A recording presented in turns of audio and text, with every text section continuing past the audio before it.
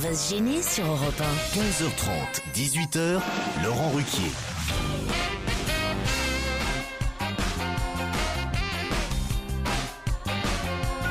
Bonjour, bienvenue sur Europe 1, jusqu'à 18h aujourd'hui, Caroline Diamant, Titoff, Pierre Bénichou, Jérémy Michalak, Stevie Boulet et Florian Gazan. Bonjour.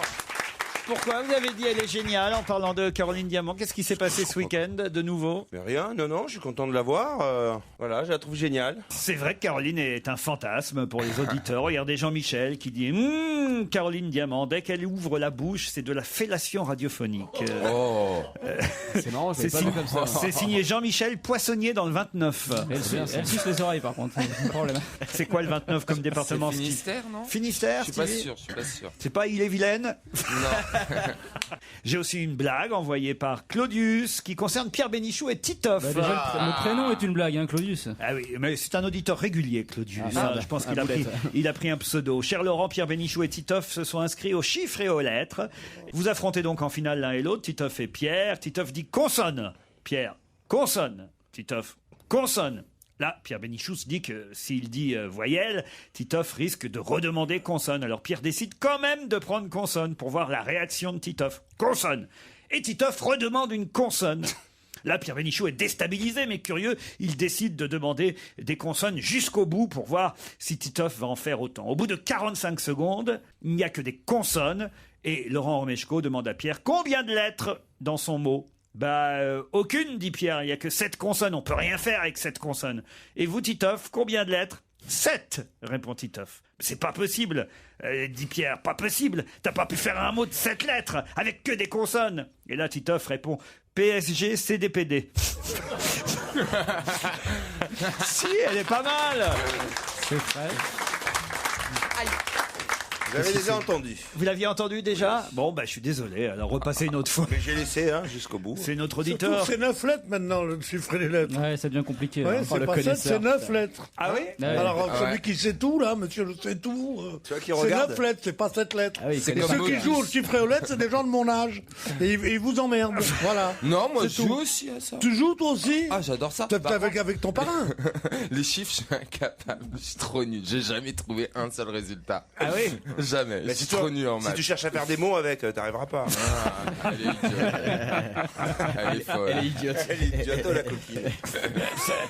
C'est sur la 3 maintenant, allez. Ouais, c'est c'est pour les vieux, hein. C'est juste après Maigret et avant. La vie de merde. Julien Lepers. Non, avant ça Julien avance. Lepers. Voilà. Oh, la vie de Non, merde. c'est avant Slam, par le jeune, là, qui est Avant sympa aussi. Slam? Oui, le jeu Il y a du Slam sur France 3 à 16h. Ah, le slam aussi. C'est un jeu qui s'appelle Slam. Et il est présent. Il est gentil d'ailleurs, le petit jeune, là. Remarque, Cyril Ferraud. Ferré. Il est gentil. Remarque, Grand Corps Malade, c'est le public de France 3. Hein. Attendez, parce que là, Stevie a repéré manifestement un animateur qui lui plaît. Non, il est pas. C'est pas qu'il me plaît. Enfin, Non, si, il est mignon si, ça doit être physiquement. ça. Mais si, il est blondinet, Il est porte jeune. bien. Ouais, il parle bien, il est mignon, il est agréable, Il il a un était beau Sophie d'avant, Il sourire. parle viril, il est mignon, il est parlé nettement, n'est-ce pas? Voilà, je parle cette nettement. émission m'énerve déjà. C'est drôle. Il est à peine 3h30. Je suis déjà sur les nerfs. Je ne sais pas si je vais oser raconter l'histoire que m'a envoyée Pauline, mais tant pis, je me lance. C'est jour de fête à la maison de retraite. Lucienne, la doyenne, va fêter ses 95 ans.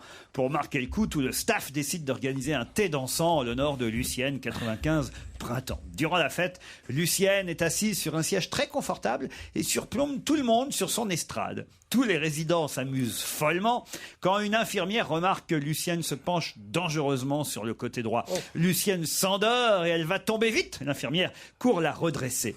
5 minutes plus tard, la même infirmière voit Lucienne se pencher du côté gauche et court redresser la faible dame. Il y a Pierre qui connaît la fin. Je connais cette histoire, je me suis fâché avec un groupe qui racontait ça cet été. Avec un groupe Facebook. Un groupe, oui, un groupe d'amis. Oui, j'ai des groupes d'amis. Par groupe d'amis. Tu sais, il part en autocar avec des copains. C'est pour ça, comme il comprend rien avec les ordinateurs, il fait Facebook, mais dans la vie normale. Voilà. Ça, c'est un groupe d'amis. Ça, il écrit sur les murs en vrai, quoi. Je raconte quand même la fin. Oui, bah oui, parce que nous, on veut savoir. on Attention, Lucienne s'endort et elle va tomber côté droit. L'infirmière court la redresser. 5 minutes plus tard, la même infirmière voit Lucienne se pencher côté gauche. Elle court redresser la faible femme. Le soir même, la famille de Lucienne lui rend visite et lui dit: alors, cette fête, c'était comment? Ça s'est bien passé? Et Lucienne répond d'un air un peu renfrogné: ben, c'était plutôt bien, mais ils m'ont jamais laissé péter. C'est ça, Pierre? Je voulais savoir qui j'allais sauver, mais ils ont tous ri. Moi, je la trouve sympathique. Oui, c'est une petite histoire. Moi, je la trouve charmante, attendez. Je vous écoute tous les jours en podcast depuis 1000 ans. Je voulais vous remercier d'avoir accueilli dans votre équipe Florian Gazan. J'ai passé une bonne partie de la journée à rire toute seule en repensant à sa blague sur Jean-Pierre Coff, qui allume les pétards grâce à ses lunettes. Ça, j'ai pas bien compris. Je me souviens pas de Avec cette. ses loupes, avec le soleil. Vous faites bien rire les auditeurs, Florian. oui, bah Ça ouais. veut dire quoi Mais après, qui allume les pétards avec ses lunettes? Non, Ça veut parce dire quoi? qu'il a des culs de bouteille à la place des lunettes, donc il est fou au soleil, ça allume. Mais j'envoie l'explication de mes blagues après par mail aux Non, auditeurs. le bête, c'est la belle un mec, il endort plus tellement qu'il rigole. C'est angoissant. Mais ici, on essaie de faire rire le plus grand nombre, vous voyez, mon petit Moi, gars. sur le coup, je l'ai pas. Monsieur Stevie, Sophia Loren étant née en septembre 1934, il aurait été difficile pour elle, étant mineure, d'embrasser Hitler, précise Bruno, par rapport à une réflexion que vous nous avez faite la semaine dernière. Exact. Mais c'est vrai qu'Hitler il aimait bien les petites filles quand même. Il y avait des gens qui présentaient des enfants à Hitler, ça veut rien dire. Des Bien bisous. sûr, et surtout qu'il est mort en 45, en 44. Mais je comprends très bien qu'on ait pu. Moi, j'ai sauté sur ses genoux, j'avais 2 ans. J'ai sauté sur ses genoux. Tonton Adolphe, je l'adorais, moi. Oh, tu me piques avec ta moustache. Vilain, tu faisais la Sean plaisanterie. Il disait non, c'est gentil. Il a quand même inventé la mèche de Justin Bieber, Hitler. Ah, que j'aimais pas, c'était Goebbels. Il avait une façon de me toucher, de me prendre comme ça. Je sais pas si c'était pas un peu. Je sais pas si c'est lui qui m'a donné des mœurs. C'est fou ce que je l'aimais pas. Que j'aimais pas non plus, c'était Roosevelt alors. Ah oui, pourquoi? Non, parce qu'il était tout le temps sur son fauteuil, regarde sous ma couverture et des choses comme ça me gênait Et beaucoup. Pétain Oh, Pétain, c'était un parent. Il était formidable. Il était Pétain. éjaculateur précoce, un pétain express, on l'appelait. Heureusement qu'il est là pour faire rire. Ça l'énerve. Il déteste. Pierre n'aime pas quand il a essayé de faire rire pendant 2 minutes 30 et que quelqu'un conclut par une bonne blague. T'as fait tout le travail, il a fait la chute, merde. C'est comme quand Mais tu grossis le courtises boulot. une fille, c'est ton copain qui la baise, quoi. Mais on sait, il a l'habitude. Allez, on se retrouve avec d'autres mails dans un instant.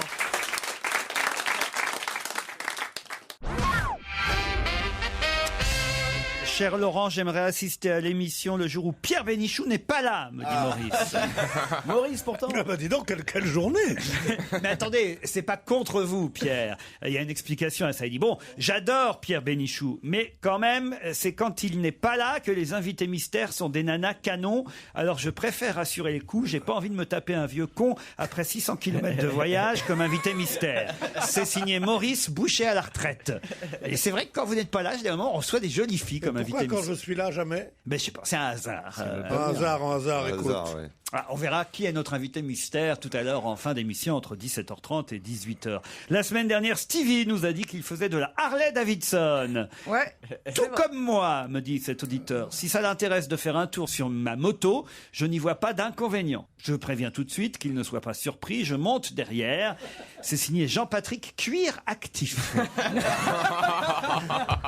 Ça ne s'invente pas. Les auditeurs sont chauds quand même. Laissez-moi fantasmer tranquillement. Je fonds littéralement pour Jérémy Michalak. Il est sympa, il est drôle, il est doux, il est hyper sexe. Il est doux.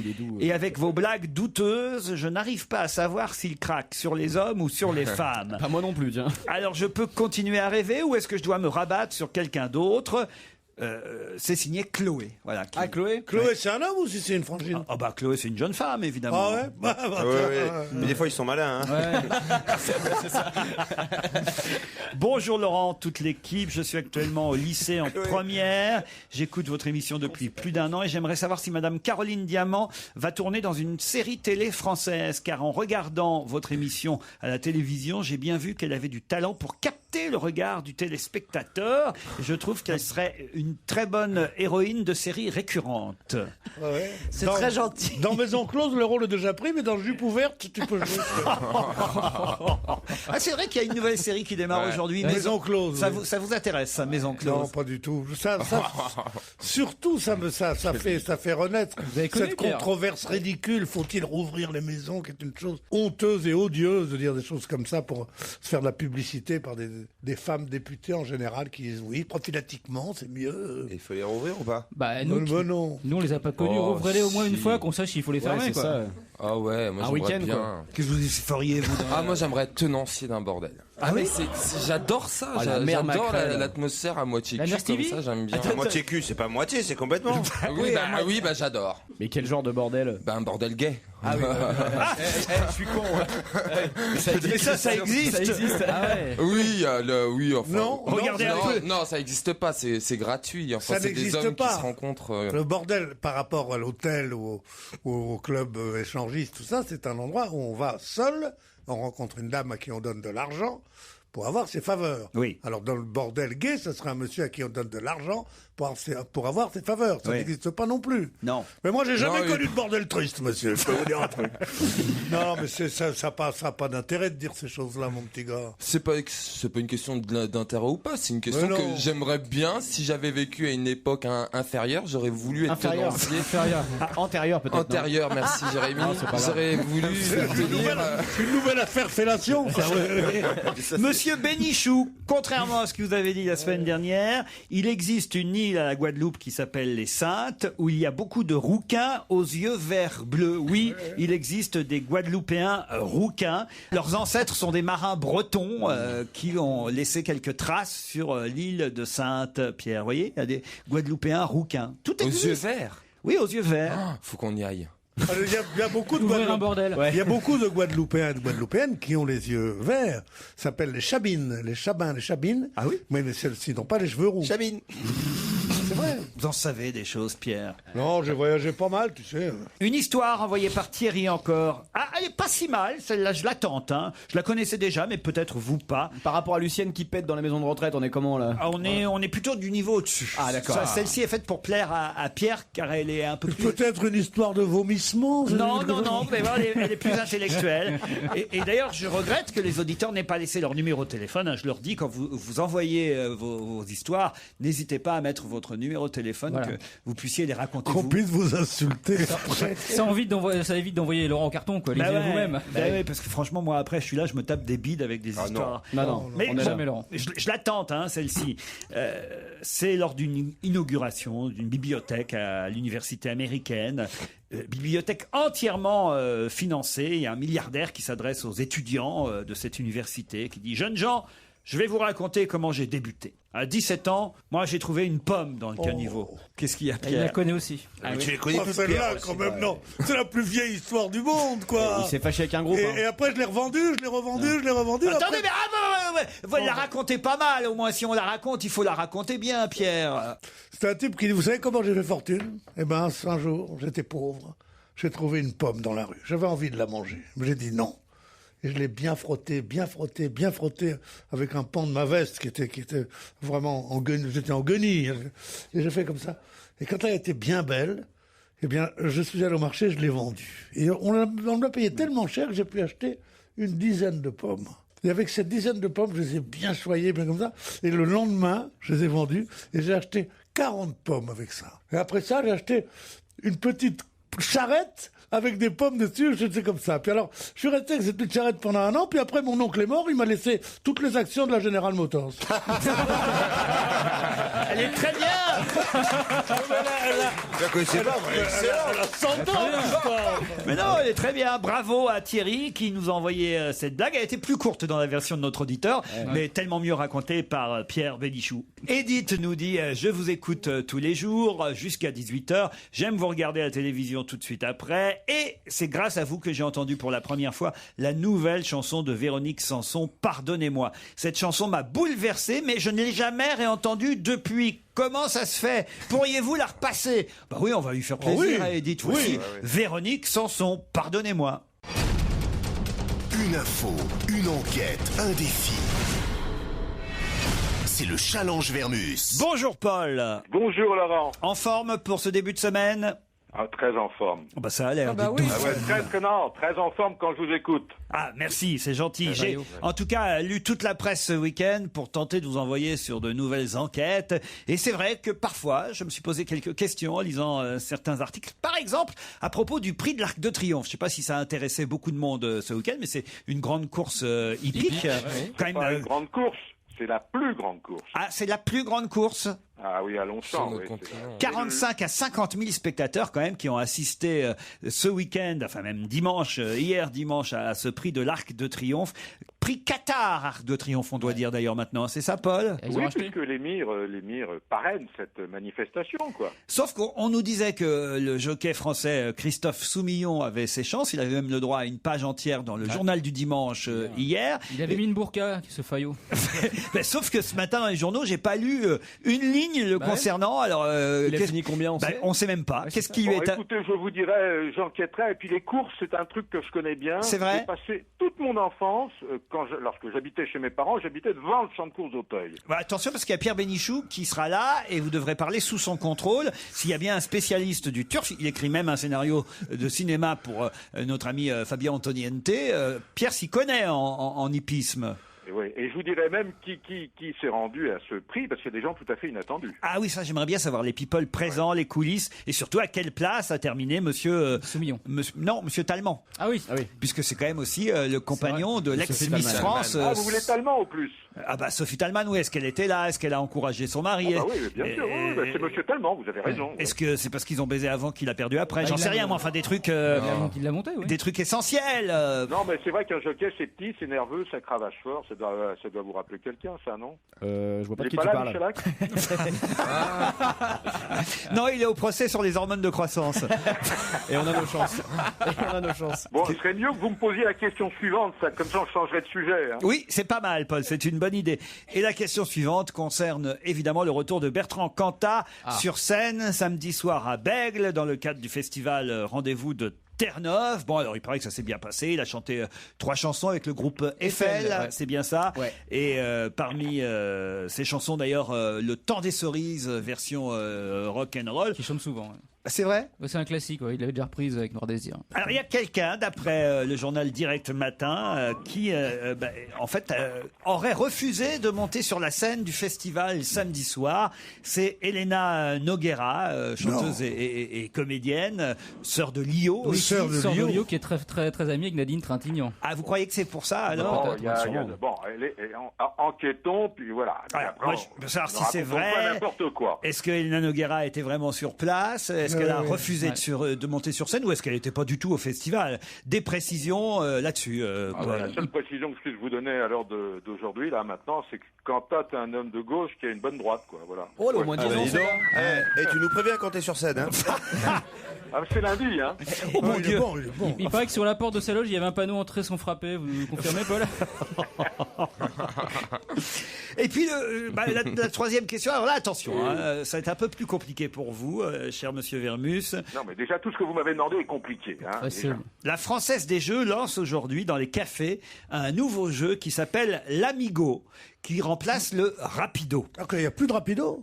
Non, mais qu'est-ce que je vais faire de mes après-midi? Il remplace pas partout, c'est un test. Il fait ça que dans le nord de la France, je crois, pour l'instant. Ah non, il y a quand même pas mal de départements où on va pouvoir jouer à l'Amigo plutôt qu'au Rapido. Alors il paraît que ça marchait un peu moins à cause d'ailleurs de l'interdiction de fumer dans les bars, qui a porté un sérieux coup au Rapido. Alors il remplace le Rapido par l'Amigo dans pas mal de régions françaises, territoire de Belfort, Somme, Charente, Charente-Maritime, Nord-Pas-de-Calais, Calais, Aquitaine, Midi-Pyrénées, Alsace. C'est quand même déjà pas mal, vous voyez. Hein. Ouais. Vous voulez savoir la différence entre le Rapido et l'Amigo? J'aimerais que vous m'expliquiez l'Amigo, comment on y joue à l'Amigo. Moi, je joue au loto au hasard, c'est tout ce que je sais, bon.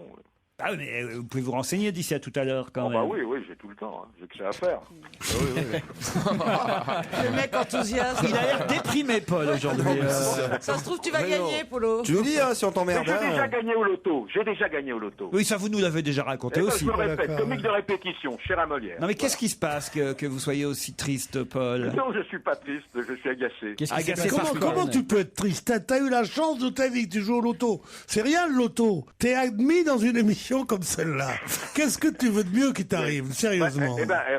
Bénichou, vous avez entièrement raison, et je suis obligé de fermer un coup de pas. Et pourquoi vous êtes agacé, alors, on voudrait savoir? Je suis agacé parce qu'il pleut, je suis agacé parce qu'on reçoit des tas d'impôts, je suis agacé parce que j'arrive pas à faire votre carrière en réalité. Voilà pourquoi je suis agacé. Non mais Paul, qu'est-ce qu'on peut faire pour vous remonter le moral? Écoutez, vous m'avez donné 3 enquêtes difficiles à faire. Une fois que j'aurai réussi ces enquêtes, ça ira sûrement mieux. Maintenant, c'est le stress et le trac de ne pas arriver à l'aboutissement de ces 3 enquêtes. Oui, bien sûr. Vous savez, c'est très... Ça demande quand même, ça exige, c'est un travail très nerveux. Hein. Ah oui, ça demande une connexion Internet, quoi. Non, plaisantez ou quoi? Qui a dit ça encore? C'est le nouveau? Oui, c'est le nouveau, c'est... le nouveau, il ferait mieux de se taire s'il veut rester longtemps dans l'équipe. Tu vois, il y a longtemps que je n'ai pas été d'accord avec toi.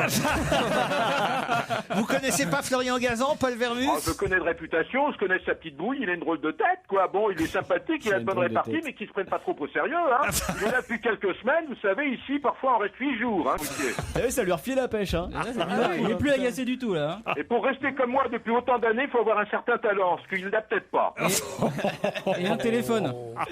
T'as raison, il faut le faire désobligeante sur Internet. Paul, on n'a rien à craindre, c'est bien que vous êtes unique. Oui. Ouais, je suis assez unique, Et vous puis avez raison. c'est vrai que vous n'êtes pas là dans le studio avec nous, vous faites ça par téléphone. Oui, mais enfin, vous savez combien je suis puni, c'est une punition qui dure, hein. Oui, mais quand même... C'est déjà pas mal, vous me direz. Oui, c'est vrai. On vous remarque au moins. Ouais. Oui, c'est vrai, pas comme certains chez vous, autour de vous. Hein. On pourrait raccrocher aussi, tu vois. Ouais. On pourrait plus avoir de forfait. Bon, écoutez, au lieu de dire des banalités qui n'ont aucun intérêt, quittons-nous. Molière, acte 3, scène 2. Prenons-le au mot. C'est pas mal, hein, ça comme chute, remarquez. Ça tombe bien, il est quasi 16h, on se retrouve après les titres. On va se gêner. Laurent Ruquier et toute sa bande. Jusqu'à 18h sur Europe 1. Nous sommes ensemble depuis 15h30 avec Caroline Diamant, Pierre Bénichou, Titoff, Jérémy Michalak, Stevie, Florian Gazan. Et aussi 2 auditeurs pour le premier challenge du jour. Nastasia qui habite Caen et Alexandre qui lui est à Toulon. Bonjour Nastasia. Bonjour. Je prononce bien votre prénom? Très bien. Ça s'écrit N-A-S-T-A-2-S-J-A. C'est bien ça? Oui, c'est ça. Comment vos parents vous ont donné ce prénom et cette orthographe? Nastasia Kinski? Oui, en fait, ça vient de Nastasia Kinski, ouais. Ah, j'étais sûr. Ah, voilà. T'es belle, hein. Ouais. Et vous êtes aussi belle? Oh ouais. Oh ouais, ça va. Je me tiens bien. Et faites quoi dans la vie, Nastasia? Je suis étudiante en psychologie. Très bien. Et ça marche? Oh bah oui, plutôt bien. Oh bah alors elle est heureuse. Hein.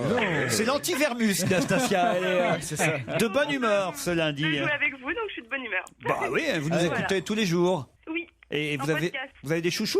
Oh bah c'est vous. Oh. Je vous adore. Oh. J'ai été baignée c'est- par Laurent Ruquier, par c'est tout tout mon enfant. C'est fou, hein, c'est tout Gérard Miller. Elle viso, hein, elle viso.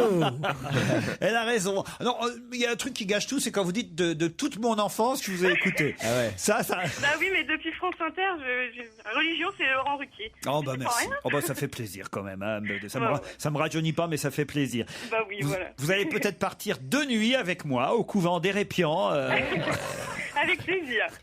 Au couvent? Dans Ah bah un oui. couvent C'est un couvent, un ancien couvent qui a été transformé évidemment oui, bien sûr. en luxueuse demeure de charme, une maison d'hôte avec des belles salles voûtées, une décoration contemporaine dans les contreforts des Cévennes, à quelques kilomètres de Béziers et de Pézenas.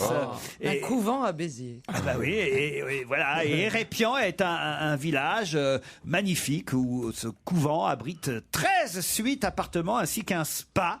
Et grâce au groupe Garrigae, vous pourrez profiter d'un week-end, on va dire, vraiment prometteur. C'est honteux quand même. Je sais que j'ai pas l'esprit religieux, mais un couvent avec un spa et 12 suites. Non mais je te jure, sérieusement, un couvent. Ben, Un couvent, c'est quand même quelque chose. On est un peu en pénitence. On est dans l'amour du Seigneur. Bah, autant- On n'est pas en train de se faire des douches rotatives. Oui, mais C'est vrai qu'en seconde vie, le péché gagne du terrain, donc il y a moins de couvents maintenant. Le péché gagne du terrain. Vous avez des stats? écoutez, Père Stevie. Heureusement que vous êtes là pour veiller, hein. Un séjour bien-être pour vous, Nastasia, si vous gagnez contre Alexandre. Et il fait quoi, lui, Alexandre, à Toulon? Bonjour. Oui, bonjour. Moi, j'entretiens les bâtiments de la Marine nationale. Ah ouais. Ah, ça le fait. C'est marrant, ça intéresse Stevie d'un coup. Ah, grave. Vous êtes en rade alors? Tout à fait. Le tout à fait, absolument, on dit oui chez nous, et non quand on veut dire non. Et oui quand on veut dire oui. Tout à fait et absolument sont proscrits, n'est-ce pas? Oui, Pierre. Voilà. Bon, dites donc, déjà, Alexandre, vous laissez pas faire. Hein. Pierre fait partie de vos favoris? Oui, j'aime bien. Mais aujourd'hui, j'aime bien aussi Joujou, Caroline, Stevie et Florian. Ah oui, vous aimez bien tout le monde, vous. Hein. Oui, vous aimez bien tout le monde. Vous aimez bien tout le monde sauf moi, en fait, c'est ça? Les enfoirés. C'est le mec qui est mis de côté. Non, mais c'était plus court de dire j'aime pas Titoff, et puis voilà. Le paria. Tout l'an, qu'est-ce qu'il fout celui-là? Il a raison, on dit oui, monsieur, on dit oui. Voici la question qui va vous départager, Nastasia et Alexandre. Qui a été chef scout de la patrouille de l'Hermine? Qui a été chef scout de la patrouille de l'Hermine? On comprend pas ce que vous dites, Alexandre. Pardon, mais... Ouais, tu es en train de bousiller l'émission, là. Allô, Alexandre? Oui, je vous entends très bien. Ben oui, mais pas nous, alors. Parlez-moi. Je me demandais si c'était un politicien. Oui, qu'est-ce que vous appelez un politicien? Un homme politique, vous voulez dire? Un homme politique. C'est Bayrou. Oui. C'est Bayrou. C'est Luc Châtel? Non. C'est par rapport à la politique au Brésil? Non, Nastasia. C'est quelqu'un qui est au gouvernement? Oui. Luc Châtel? Non. Je crois que je me rappelle plus de la question. Bernard de Villiers? Non. J'en suis sûr même. Fillon? Philippe de Villiers n'est pas au gouvernement. Non. Fillon, non. Hortefeux? Non. Borloo? Oh, non. Jean-Louis Borloo, bonne réponse de Stevie Boulet, Pardon, excusez-moi. qui vient de vous faire perdre, Nastasia et Alexandre. Oh, dommage. De nuit au pardon. couvent des Répians. Et c'est vrai que c'est lui, Jean-Louis Borloo, qui fut chef scout de la patrouille de l'Hermine. Qui a été scout autour de cette table? J'ai été louveteau, moi. Louveteau? Louveteau. Dans quelle patrouille? Je sais plus, j'étais loup acheté. C'est en fait Bruno Gollnisch qui raconte ça dans France Soir aujourd'hui, Belle le bras fréquentation. droit de Jean-Marie Le Pen, parce qu'ils ont fait leurs études secondaires au lycée Janson de Sailly, ensemble, Borloo et Gollnisch. Et il dit, bah voilà, Borloo a longtemps été scout, et même plus tard chef scout. On avait chacun notre patrouille. Gollnisch, lui, avait la patrouille du Chevreuil, et Borloo avait la patrouille de l'Hermine. Et c'est vrai qu'on parle de plus en plus de lui, Jean-Louis Borloo, comme étant le futur Premier ministre, celui qui pourrait succéder à François Fillon. C'est peut-être pas le meilleur choix, mais c'est beaucoup mieux que Gollnisch quand même. Non, mais à aucun moment, Nicolas Sarkozy pense à Bruno Gollnisch pour être Premier ministre. Il pense à tout, lui. Ah non. Non, mais non. Je crois pas qu'il le mettrait. Ça ferait un peu du bruit quand même. Légèrement. Borloo, c'est un bon choix ou pas alors? Oh non, moi je garderais Fillon. Moi j'aime bien mon François, il est trop mignon. Il est triste. Mais c'est vrai. Mais il sert à rien, on dirait un Mais c'est emploi vrai. fictif. Non, il est très très bien. Vous ce l'avez mec-là. regardé hier soir sur M6, je suis sûr. Oui, j'ai regardé. Vous aviez mis des cierges. Non, mais par contre, il était de mauvaise foi à la fin de l'émission, ça m'a saoulé. Pourquoi? Qu'est-ce qu'il a dit? Parce que sur l'éducation nationale, ils avaient fait vraiment un très très bon reportage et ils avaient vraiment mis le point sur les défaillances de l'éducation nationale. Et le Premier ministre, il a répondu, je sais pas, j'ai été déçu parce que je sais que c'est un homme plutôt très intelligent, qui a de la suite dans les idées et qu'il appuie des mesures dont moi je perçois que lui est contre les mesures qu'il prend lui-même en fait. Oh là, j'ai rien compris. On dirait un discours de Martine Aubry. C'est toujours encodé M6 J'ai l'impression que t'en as longtemps débattu tout seul hier soir de ça.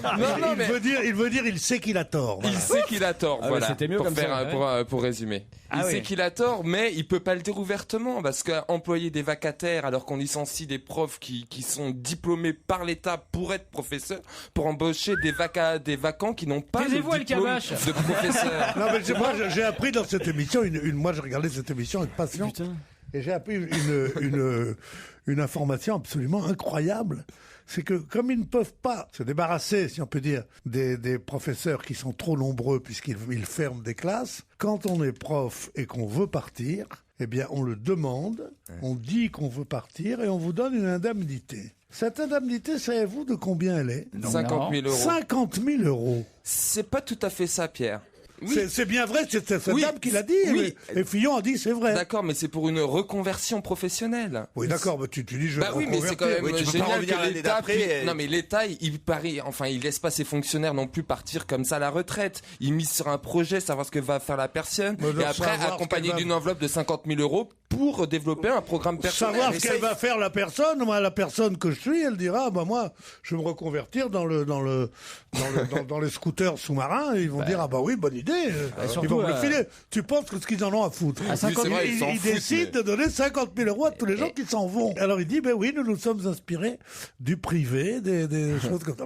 Et pour moi, c'est la vraie information de la soirée. Moi, la vraie information de la soirée, c'est que j'ignorais que la France avait un compte bancaire pur et simple comme tout le monde. Et ça, on voyait les financiers qui géraient. Parce que moi, je vois bien M. Sarkozy au guichet de temps en temps. Non, je te jure, c'est impressionnant. Le documentaire, il était vraiment bien fait. Oui, la France, elle a un compte bancaire où tu as des coursiers qui vont sur les marchés pour trouver, par exemple, à chaque fin du mois, l'État doit verser tous les salaires des fonctionnaires. Merde, il faut trouver 10 milliards d'euros, sinon on est dans le rouge. Et là, tu as des courtiers qui sont dans le ministère des Finances, qui sont en train de jouer avec l'argent, qui va demander. Non, mais c'est incroyable. On voit des traders qui sont là, ils disent, il manque 16 milliards. Mais vous avez passé la soirée ensemble ou quoi? Mais non, pour une fois qu'il y a quelque chose qui est passionnant. C'était passionnant. Il manque 16 milliards, comment on va payer les fonctionnaires ce mois-ci? Alors ils font des appels d'offres et il y a des investisseurs qui leur proposent de prêter. Alors il y en a qui prêtent à 3%, ils disent non, on va voir plus bas, on n'a plus qu'une heure. Alors il y en a un qui pense à 2,4. Ils disent d'accord pour 2,4. Et ils font ouf, on a trouvé de quoi faire la soudure. La France, c'est pas le crémier du coin, c'est la France. La France, monsieur, la France. Eh ben moi je dis merci à M6 de faire passer de belles soirées à Pierre Bénichou et Stevie. C'était plus sympa quand il y a eu le film érotique le dimanche soir. Ça marche bien, Allez, on se retrouve dans un instant. Pardon, Anastasia et Alexandre, mais c'est perdu s'ils sont toujours là.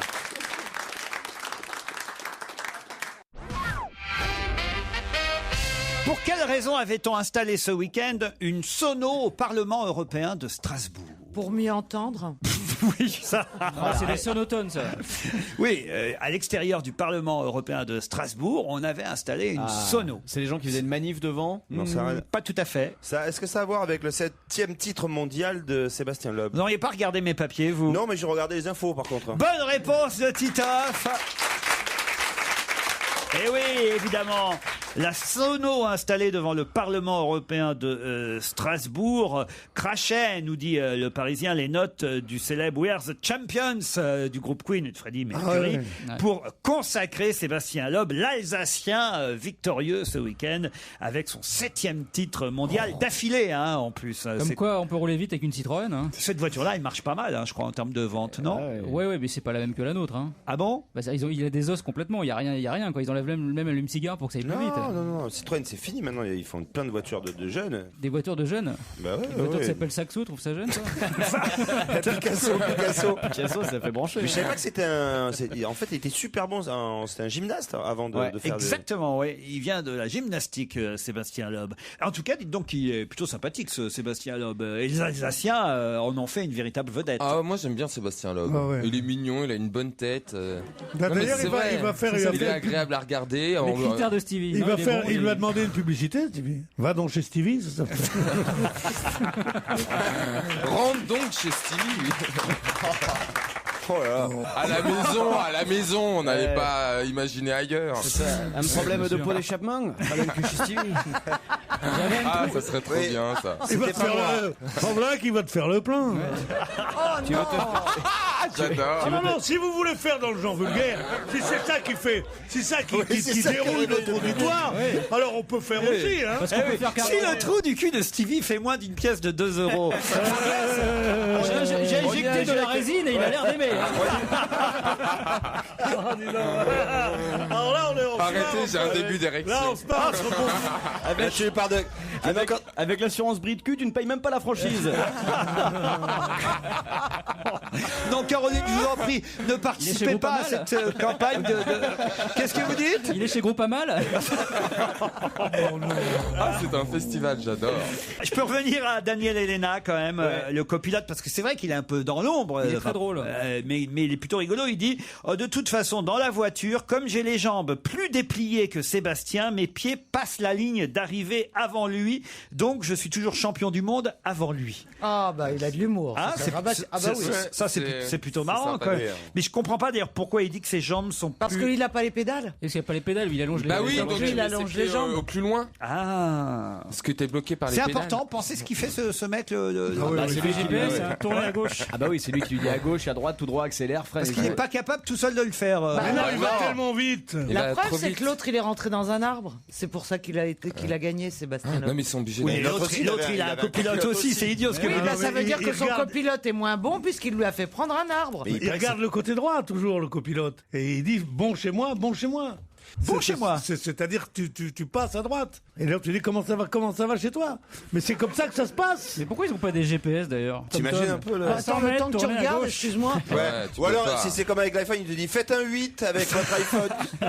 Tire à fait un gauche, tonneau, tire à c'est gauche, très on dit important. tire à gauche, tire à droite, à la planche. Le copilote, c'est il comme ça regarde, qu'il même pas parle, la, les gens. il regarde même pas la route, le copilote, en fait. Ouais, il il est regarde la juste carte. sur ses fiches, gauche, gauche, droite, droite. Voilà. Remarquez, C'est Stevie, horrible. vous avez peut-être vos chances avec Sébastien Loeb, parce que le copilote dit on se côtoie 200 jours par an et même pendant les vacances, on est plus souvent ensemble qu'avec nos compagnes, dit-il. Pas possible. Ouais, ouais, mais même avec sa femme, il est derrière, il fait gauche, gauche, droite, droite. Attends, elle est mignonne, sa femme Fais aussi. demi-tour, fais demi-tour.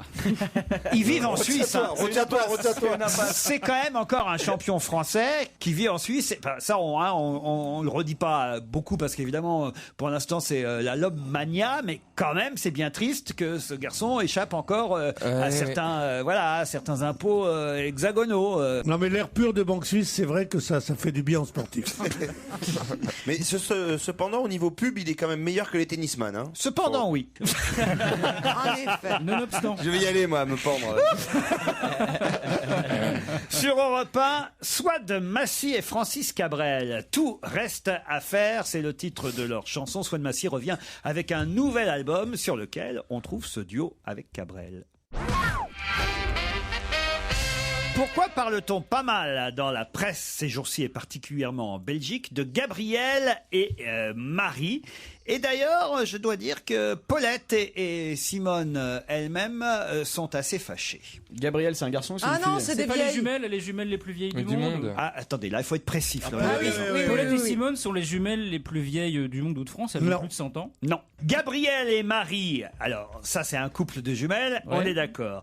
Paulette et Simone, c'est un autre couple de Elle, jumelles. voilà, qui était jusque Non, là. justement. Mais non, mais Paulette c'est et pas- On les Simone. a découvertes comme étant les plus vieilles du monde et elles dament le pion aux deux Françaises. jeunes- Non, aux deux Françaises. c'est les jumelles les plus jeunes du monde. Mais elles se sont fait déjà battre. Tu vois, chaque fois, tous les jours, elles se sont battre. Bon, je pars ailleurs. Gabriel et Marie, c'est deux chansons de Johnny. Voilà. Bon, je vous explique, puisque vous semblez rien comprendre à ces histoires de jumelles. Je vous ai donné deux couples de jumelles. Oui. D'un côté, Gabriel et Marie, de l'autre, Paulette et Simone. Ce que vous n'avez pas su vraiment me dire, mais tant pis, je vais quand même vous donner la bonne réponse, puisque de toute façon, vous avez bien compris qu'il s'agissait du record des jumelles les plus vieilles du monde. C'est que ces quatre, alors je sais pas comment on dit d'ailleurs, ces quatre jumelles-là ou ces deux jumelles-là? C'est deux... Ah non, c'est deux paires. jumelles. C'est deux paires de jumelles. Quatre vieilles. Parce que si on finit pas. Gabriel et Marie qui sont belges et Paulette et Simone qui elles sont françaises, elles sont plus vieilles encore que les autres jumelles dont on nous avait parlé C'est ça. cette semaine. Lucienne et Machine. Et voilà, et celles-là je vous avais pas encore donné leur prénom. Lucienne et Raymonde. C'est bien ça. Voilà.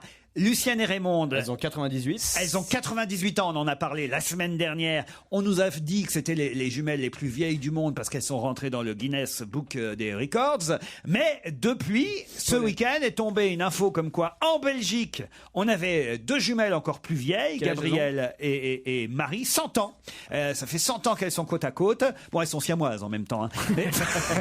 Mais 100 ans côte à côte. Oh la vache. Et il y a d'autres françaises, c'est ça qui est dingue, qui elles s'appellent Paulette et Simone, qui sont nées le 30 janvier 1912. Elles ont 9 mois de plus que Raymonde et Lucienne, mais sauf qu'elles, elles se sont pas inscrites dans le Guinness Book. Oh, mais elle est nulle. Et pour avoir le record, faut s'inscrire. Mais c'est ça, faut le demander, faut Voilà. demander Mais l'homologation. elles s'en foutent. Elles ont oublié qu'Alzheimer, c'est. Non, elles s'en foutent, Paulette et Simone. Elles disent, nous, on veut rester tranquilles, discrètes, voilà. Tandis que les Belges, elles sont moins discrètes, hein, les jumelles belges. Ah non, parce que les jumelles belges, alors, le papier est énorme. Hein. Je sais pas si vous avez lu ça ce week-end dans le Paris. Elles vont se faire inscrire. On va se faire baiser par les Belges. Hein. Notre record va être battu. Hein. Elles s'appellent Gabriel et Marie, les deux Belges, et elles sont très soudées. Nous, enfin, pas. Oui, Elles sont siamoises, c'est normal. Mais non, elles sont pas siamoises. Mais c'est l'assistante hospitalière qui les suit depuis 10 ans, qui s'appelle Diana, qui raconte tout hein, dans l'article, génial article hein, du Parisien. Parisien. Heureusement qu'elles sont pas sous moi, c'est s'il y en a une qui meurt avant, c'est quand même très chiant après. Hein. J'ai envie de me lever, merde. Ah ouais, mais non, surtout, putain, mais c'est quoi cette odeur? Non. Qu'est-ce que tu fais dans ces cas-là? Tu coupes? Ouais, c'est bizarre. Je vous emmène à la maison de repos de Château-sous-Bois. Ah si oui, vous fais-nous voulez. rêver. Ah oui, parce que dans l'article est intéressant. À la maison de repos du Château-sous-Bois, tout le monde les appelle les demoiselles. Gabrielle et Marie sont désormais célèbres dans toute la Belgique pour être devenues les jumelles les plus âgées du monde. Les sœurs Vaudremer, c'est leur nom de famille, Vaudremer, les sœurs Vaudremer ont fêté leurs 100 ans hier après-midi en soufflant sur les bougies de leur gâteau préféré, un moka à la crème. 200 personnes étaient réunies, dont 28 membres de leur famille. Bon, Marie a perdu son mari il y a 8 ans. Et elle occupe avec sa jumelle célibataire une chambre. Elles n'ont pas d'enfants, ni l'une ni l'autre. Alors elles occupent la même chambre, en revanche, dans la petite maison de retraite. Elles ont des lits jumeaux, évidemment. Marie est handicapée par une jambe droite douloureuse. Et Gabi, elle est devenue aveugle. Qu'est-ce qu'il y a? Mais à part ça, ça va. Sinon, par ça, la vie est belle. Bon, c'est normal à 100 ans. T'as de la marge quand même. encore. Non, attendez, mais elles sont marrantes quand même. Attendez, Elles sont marrantes, les malheureuses. Elles habitent toutes les deux dans un réduit, toutes les deux. Une qui est aveugle, l'autre qui peut pas marcher. Et ils ont même pas de gosses, ni rien du tout. Et les 28 membres de leur famille sont venus parce qu'il y avait... Il y avait la presse. Il y avait un coup de mousseux à l'œil l'autre jour. C'est ça. Non, c'est une vie fantastique. Mais mourrez vers 50 ans, il y en a marre. Non, mais attendez, regardez, elles sont marrantes encore. Gabrielle, elle demande au journaliste Frédéric Mouchon du Parisien qui est allé sur place. Frédéric Mouchon était là-bas, oui. Oui. Et la vieille dame, Gabrielle, elle fait: est-ce que vous avez des nouvelles d'Annie Cordy? Elle lui dit. J'adorais l'entendre chanter Ça ira mieux demain. C'est quand même sympa. Et moi, je trouve qu'on devrait tous, pour Gabrielle, chanter Ça ira mieux demain. Surtout qu'Annie Cordy, c'est une paysanne, elle. Bah oui, c'est une Belge. Oui, évidemment, Pierre. Non, mais ça demande des nouvelles Mais d'Annie il vaut Cordy. mieux le dire à nos auditeurs. Les auditeurs Tout le le savent. monde n'est pas quelqu'un qui a drogué Annie Cordy comme toi.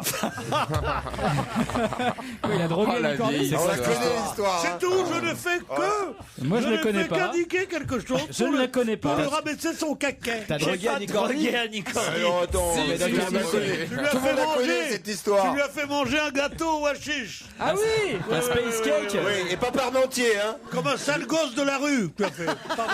Non, mais il y a prescription, c'était il y a 20 ans, écoutez. Qu'est-ce que c'est que cette affaire? Elle en a toujours gardé quelque chose. Ben oui, c'est juste après qu'elle a fait Tata Yo-Yo quand même. Hein. Ah non, c'était bien après. C'est ça, c'est dans sa biographie. Après avoir mangé un gâteau shit, Tata Yo-Yo. Non, arrêtez, Qu'est-ce qu'il y a dans ce gâteau? Non, mais, arrêtez, je me suis retrouvé à l'époque avec la une d'ici Paris. Il a voulu tuer Annie Cordy, je vous jure. Non, franchement, j'étais pour rien, moi. C'est tout à pas réussi, quoi. Autant Carlos, c'est lui, mais Annie Cordy, non. Bon alors, elle demande des nouvelles d'Annie Cordy et elle dit j'adorais quand elle chantait Ça ira mieux demain. Ça faisait comment cette chanson, Caroline? Ça ira mieux demain. Tu t'appelles Caroline? Ça ira mieux demain. Ça ira mieux demain. Si je prends mes médocs. sous ton Grand chapeau. En tout cas, j'adorais l'entendre chanter, dit oui. Gabrielle à propos d'Annie Cordy. Ça veut dire qu'elles ont pas la télé, quoi. Tandis que Johnny, l'autre... parce C'est qu'elle- pas facile. La bonne du curé. Non, C'est bon. elle parle de Ah, moi, Johnny. quand on commence avec un auteur, Allez, je ok. n'arrête pas. Allez, Frida Papa. Oh, c'est un peu... C'était bon. Sublime, avec les couettes qui se soulevaient avec des ficelles. Vous pouvez me faire un peu Frida Papa? Da, da, da, da, da, c'est moi, Frida Papa. Et elle soulevait ses couettes. Ah, putain, c'est autre chose que Bach ou Mozart, ça. Je veux dire. Oh bah écoutez, c'était la Philippe Catherine de l'époque, hein, finalement. Bah oui. Non, pas du tout. Comment ça? Parce qu'elle, c'était une vraie fille, quand même.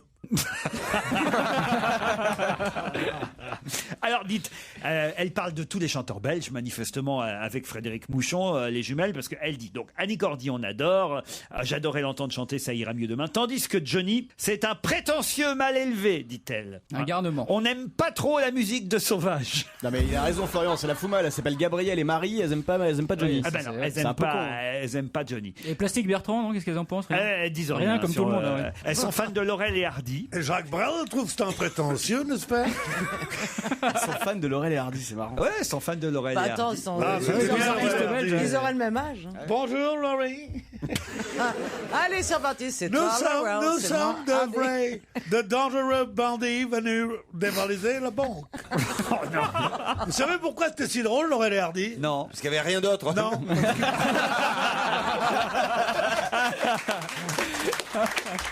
Parce qu'ils croyaient qu'ils parlaient bien le français. Ah oui. Et au lieu de le faire doubler, c'était eux-mêmes qui jouaient en français. Donc c'est pour ça qu'ils disaient « Bonjour Laurie, comment allez-vous, Oliver Hardy ?»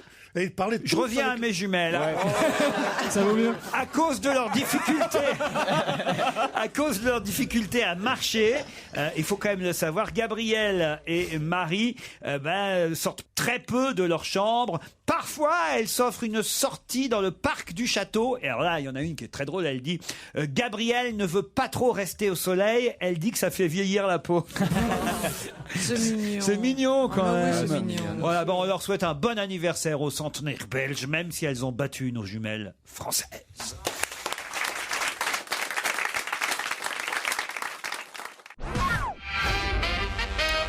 Écoutez bien cette recette les uns et les autres. 2 cuillères à soupe de yaourt, 2 cuillères à café de miel, 2 cuillères à café de poudre d'amande. 3 grammes de shit et ça fait un gâteau pour Annie Cordy. Non. Qu'est-ce que vous faites avec tout ça? Une crème pour le visage. Oh là là, comment vous savez ça, vous? Non, parce que je me doute, j'ai vu, je crois dans le JDD, un article comme quoi c'était revenu à la mode de faire des recettes de grand-mère et de se tartiner des trucs sur la tronche. T'as la gueule de avec... Mamie Nova après, quoi.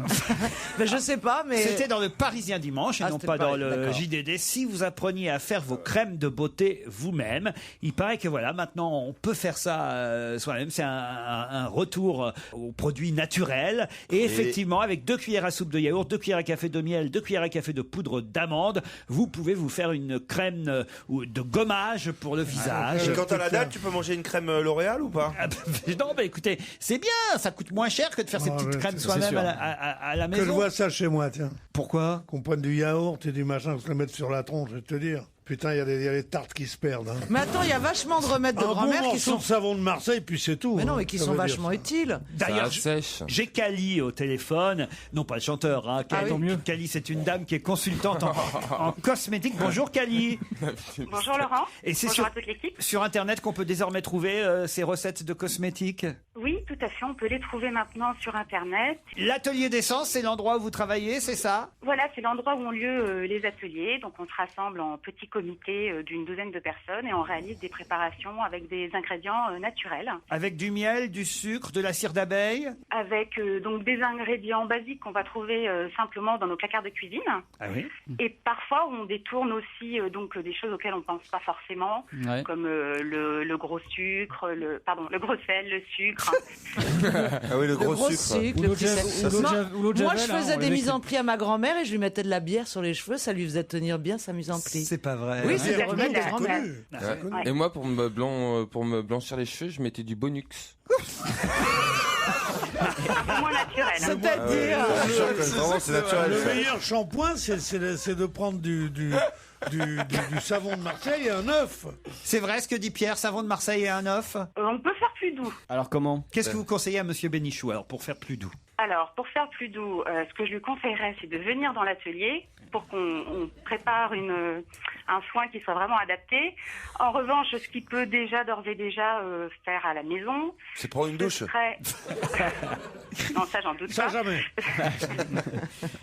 Ce serait d'utiliser ce qu'on appelle des bases lavantes dans le commerce, c'est-à-dire des bases qui sont très douces, à laquelle on peut ajouter très simplement un petit peu d'huile végétale donc pour nourrir le cheveu, avec aussi un petit peu de miel, qui a des pouvoirs antiseptiques et hydratants qui sont intéressants, et quelques huiles essentielles. Et le concombre alors, c'est bien bien ou pas pour les cernes le concombre? Le concombre, c'est mieux pour purifier en fait l'épiderme plus que pour les cernes. D'accord. Après, chacun a son utilisation perso, mais... Ah oui, ça. Chacun fait ce qu'il veut. Ça, on voulait pas. J'en étais sûr. Mais, vous savez quoi, madame? Cali, c'est ça? Cali, oui. Madame Oui. Cali. Vous savez quoi? Dès que vous avez dit concombre, ils se sont tous retournés sur moi. C'est pas vrai. Vers toi. Dès qu'on a du dit délit de concombre, faciès. non, dès qu'on a dit non, pas de faciès. Et dès qu'on a dit concombre, c'est toi qui t'es marré. On t'appelle le robot ménager, j'y peux rien. Un broyeur, faites très attention. Et vous avez de plus en plus de monde qui vient à votre atelier d'essence pour essayer d'apprendre à faire ses crèmes soi-même. Oui, il y a de plus en plus de monde. En fait, il y a un retour au naturel, premièrement parce que ça permet de protéger sa santé en utilisant des ingrédients sains. Ça permet aussi de préserver l'environnement. Et puis, il y a un aspect qui est très ludique. Ça coûte cher ? Alors non, ça coûte pas cher. Ça coûte le prix quand on va donc faire sa course et qu'on achète des ingrédients classiques comme les yaourts. Mais moins cher donc que les crèmes qu'on achète en magasin toutes faites donc. Nettement moins cher que les crèmes achetées en magasin de commerce et beaucoup plus saines. Et on peut aussi bonjour madame, c'est François-Marie Bagné. Vous voulez vraiment me mettre sur la paille ou quoi? C'est drôle, vous m'avez grillé de 2 secondes, j'allais demander à Cali si... J'allais demander à madame si effectivement elle n'était pas la nouvelle madame Bettencourt en fait. Non, pas du tout. Moi, c'est une passion à la base. Donc, je fais ça depuis une 12aine d'années. J'ai commencé avec des petites choses très simples comme les baumes à lèvres. Et de fil en aiguille, j'ai décidé de répliquer des choses un peu plus élaborées. Donc, on commence avec les ingrédients qu'on a dans la cuisine. Ouais. Et on finit avec un petit labo rigolo avec des matières un peu plus recherchées. Et on a vraiment des soins comme ce qu'on trouve dans le commerce. Et à base d'huile d'olive, il y a beaucoup d'huile d'olive. Souvent, on finit à Sainte-Anne avec tout ça. C'est vrai que Ribéry vous a servi de cobaye quand vous avez commencé? Non, jamais. C'est des crèmes à base de harissa, je crois. Vous avez en tout cas écrit un livre qui s'appelle Cosmétiques naturels, 110 recettes maison pour la famille, c'est bien ça? Tout à fait, oui. Moi, je savais pas qu'on pouvait se mettre du yaourt sur la tronche, en tout cas. Mais regardez Valérie Bègue. C'est le retour de la connerie. Déjà, c'est sûr que tous ces onguents, ces machins qui valent des prix fous, c'est un peu ridicule quand ils disent aux extraits essentiels, aux huiles de B2, c'est grotesque. Mais alors maintenant, on veut laisser ça pour revenir à faire des choses aussi ridicules avec des produits qu'on pique dans la cuisine. Mais jusqu'où on va aller, ma pauvre petite chérie? Lave-toi bien, ça suffira. Non, pas tout à fait, parce que les industriels, eux, effectivement, dosent très faiblement leur préparation. Cali. Je rappelle en tout cas votre livre, hein, Cosmétiques naturels, 110 recettes maison pour la famille. Vous m'avez dit, l'éditeur, c'est Tutti Frutti, c'est ça? Exactement, Tutti Frutti. Très bien. C'est mignon, hein. Ah, c'est mignon. On vous embrasse, Cali. Moi aussi, merci Laurent. Surtout que ça doit être doux.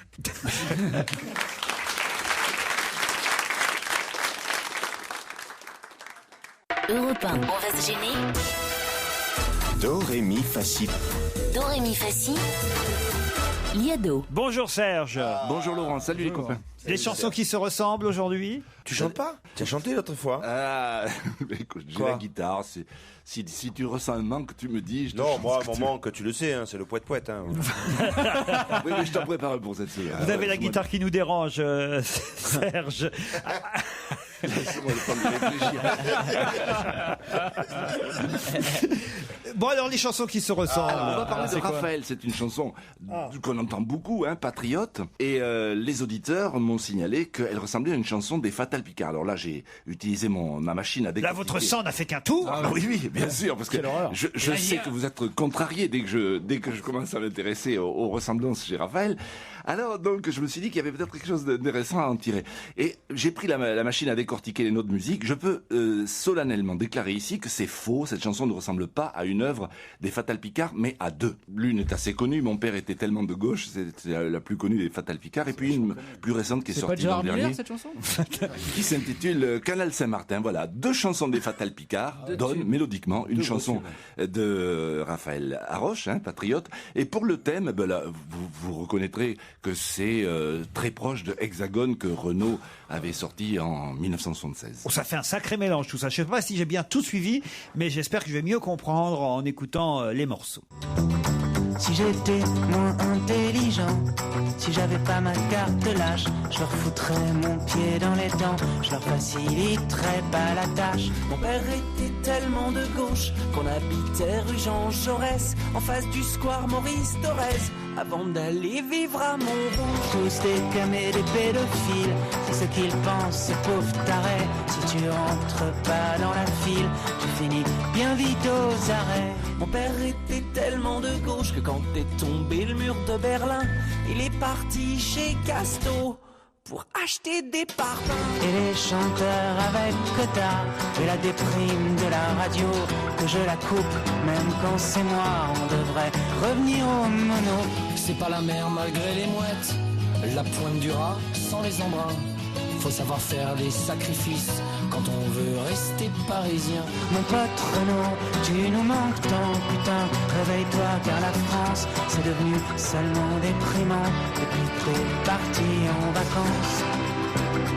Moi j'aimerais bien pouvoir me battre en Espagne contre des moulins, pourvu que je sois Don Quichotte, très loin du canal Saint-Martin. Bon, c'est pas mal, Serge, mais en même temps... Je tiens à vous signaler que Raphaël revendique justement le fait d'avoir parodié et rendu hommage à la chanson de Renaud Hexagone. Hein, c'est assumé et dit. Il ne parle pas des Fatal Picard, par contre. Voilà, mais donc oui, c'est ça. Oui, Voilà. mais si les Fatal Picard eux-mêmes se sont inspirés d'Hexagone, ça va de soi qu'au final tout se ressemble. Non, attention, on ne parle que du texte là. Le texte ressemble assez proche thématiquement à la chanson de Renaud. Vous n'aimez pas Raphaël? Non, pas du tout. Mais j'aime la musique, moi. Ça se sent, ça se sent. J'en voulais, vous le trouvez jeune, beau, il vous fait de la concurrence. Je sens que ça vous contrarie tellement. Il vous fait de l'ombre alors que voilà, c'est un chanteur qu'on aime et en plus Raphaël il le fait sciemment. Il dit voilà, moi j'ai rendu hommage à Renaud, à sa chanson Hexagone. Il a oublié de citer les Fatal Picard. Mais oui, puisque les Fatal Picard ont eux aussi copié Renaud, vous voyez. Mais non, ça n'a rien à voir. Ah bah si. Vous mélangez les paroles et les musiques. Non, je mélange rien du tout. Je mélange rien du tout. Et je trouve que cette obsession que vous avez à vouloir briser la carrière de Raphaël, qui a eu du mal à revenir à cause de la mauvaise foi est bien partagée. Je crois que Serge l'a balancé à hortefeux. Il dit il a chanté Caravane, lui il faut l'expulser.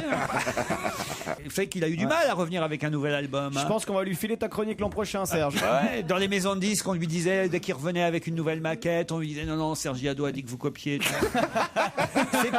C'est pas bien de briser les carrières des artistes. Vous avez entendu que même dans la chanson, il dit que quand il s'entend à la radio, il coupe la radio lui-même. Ouais, je fais pareil, c'est marrant. Non, mais là, on sait très bien, Serge, tu parles de chansons, mais c'est physique. Voilà, vous êtes un petit peu sur le même registre. Ouais. Ça t'énerve, voilà. Même succès avec les gonzesses, pareil. Non, c'est vrai que physiquement, il est très agréable à voir. Oui.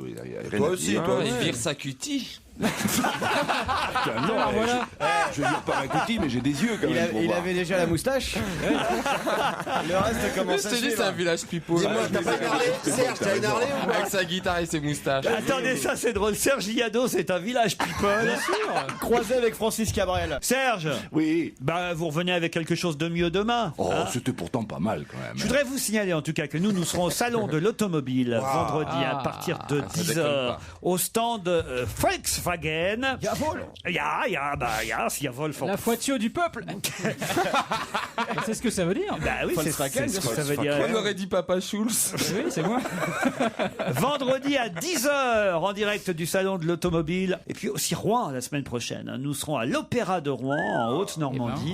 Le mercredi 13 octobre. Enregistrement dès 16h30, 7 rue du Docteur Rambert.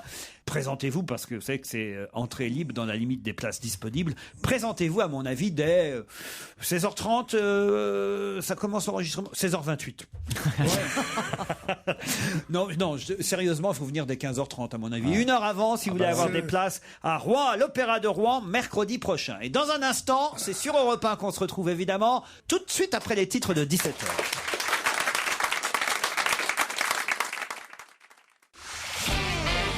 On va se gêner sur Europe 1. 15h30, 18h, Laurent Ruquier.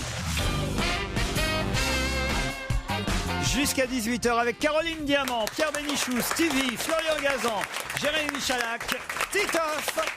Et pour le deuxième challenge de ce lundi, Sonia et Frédéric. Et Sonia nous appelle de Göteborg, en Suède. Non. Bonjour Sonia. C'est nous qui payons? Bonjour. Ben oui, heureusement, oui. Vous êtes suédoise ou là-bas uniquement pour le travail? Ben pour le travail, enfin ça fait une semaine que je me suis installée ici. Ah oui, Une semaine seulement, ça alors. Ouais. Et qu'est-ce que vous faites là-bas alors à Göteborg? Ben pour le moment, rien du tout. Je vais chercher du travail dans peu de temps. Je suis venue rejoindre mon chéri. Ah oui, d'accord. Un beau Suédois. Il est suédois, votre chéri? Eh ben oui. Et vous l'avez trouvé où alors? Ah, c'est pas très logique en fait. On s'est trouvé en Irlande. Ah oui, bien sûr. Vous rencontrez un Suédois en Irlande. Ah non, on veut tout savoir. Ouais, Alors, attendez. racontez-nous, ouais. Ça s'est passé où, quand, comment alors? Alors, on habitait tous les deux en Irlande à Cork. Ouais. Et on s'est rencontrés parce qu'on travaillait dans la même société en fait. Ah, D'accord. Laquelle Informatique?